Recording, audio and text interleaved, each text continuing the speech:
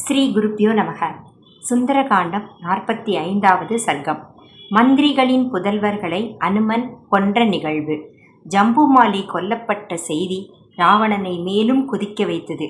உடனே அவன் தன் அமைச்சர்களின் வீர மகன்களை போருக்கு அனுப்பினான். அவர்கள் 7 பேர்.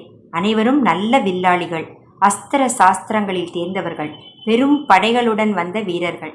பொன்னால் அலங்கரிக்கப்பட்ட ரதங்கள், இடிமுழக்கம் போல ஒலிக்கும் வில்கள், மேகங்களைப் போல சூழ்ந்த படைகள். அவர்களின் தாய்மார்கள் மட்டும் முன்னரே கிங்கரர்கள் கொல்லப்பட்டதை அறிந்து அச்சத்திலும் துயரத்திலும் இருந்தனர். அந்த 7 வீரர்களும் தோரணத்தின் மீது இருந்த ஹனுமனை அம்பு மழையால் தாக்கத் தொடங்கினர். அப்போது அனுமான் வானத்தில் பறந்து அந்த அம்புகளை எல்லாம் தவிர்த்தார். வானத்தில் சுழன்றாடும் காற்றைப் போல அவர் எட்டாத வேகத்தில் நகர்ந்தார்.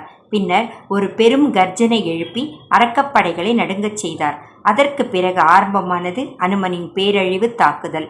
சிலரை கைகளால் அடித்தார், சிலரை கால்களால் உதைத்தார், சிலரை முஷ்டியால் நொறுக்கினார், சிலரை நகங்களால் கிழித்தார். சில அரக்கர்கள் அவரின் கர்ஜனையை கேட்டவுடன் பயத்தில் தரையில் விழுந்தனர்.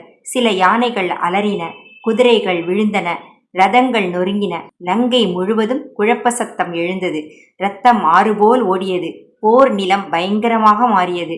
அமைச்சர்களின் மகன்களையும் அவர்களின் படைகளையும் அழித்த அனுமன் மீண்டும் வீரத்துடன் அதே தோரணத்தின் மீது சென்று நின்றார். அடுத்ததாக வரும் அரக்கர்களையும் எதிர்கொள்ள தயாராக காத்திருந்தார் ஹனுமான். ஜெய் ஸ்ரீராம், ஜெய் ஆஞ்சநேயா. ஸ்ரீராம் ஜெய்ராம், ஜெய் ஜெய்ராம். 45வது சர்க்கம் நிறைவடைந்தது. 46வது சர்க்கம் நாளை தொடரும்.